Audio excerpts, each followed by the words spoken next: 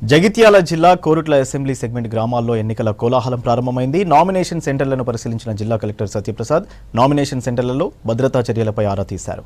సెంటర్లలో బందోబస్తు చర్యలు చేపట్టాలన్నారు కలెక్టర్. మరోవైపు నామినేషన్ ప్రక్రియలో ప్రత్యేక బ్యాంక్ అకౌంట్స్ టైం తక్కువగా ఉండడంతో ఇబ్బందులు ఎదుర్కొంటున్నామన్నారు అభ్యర్థులు.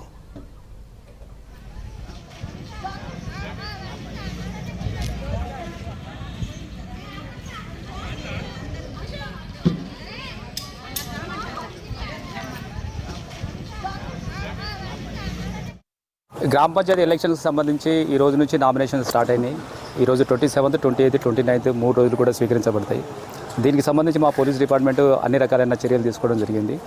ఇక్కడ మామూలుగా ఇక్కడ 100 మీటర్స్ దగ్గర లైన్ వేయడం కానీ, లేకుంటే లోపలికి 1+2 పంపించడం కానీ, లేకుంటే వెహికల్స్ ఇట్లా లోపలికి అలో చేయకుండా ఉండడం కానీ అవన్నీ.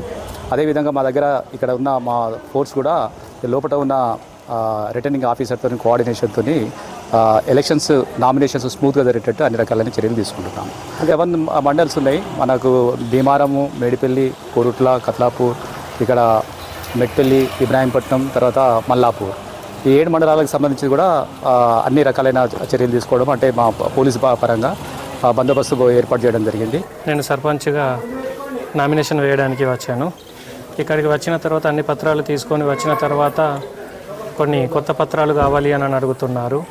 బ్యాంక్ అకౌంట్ కొత్తది కావాలి ఖచ్చితంగా అని అంటున్నారు. అయితే మాకున్న బ్యాంక్ అకౌంట్లు చాలా ఉన్నాయి, అవేవి అడిగి కొత్త అకౌంట్ తీయాలి అని అంటున్నారు. బ్యాంకుకి వెళ్తేనేమో బ్యాంకులో మాత్రము వాళ్ళు రేపు సాయంత్రం రండి అని అంటున్నారు. ఇబ్బంది జరుగుతున్నది. వీళ్ళు ఇచ్చిన టైము చాలా కష్టంగా ఉన్నది. మాకు ఈ వృధా ఖర్చు, సమయము వృధా అవుతున్నది.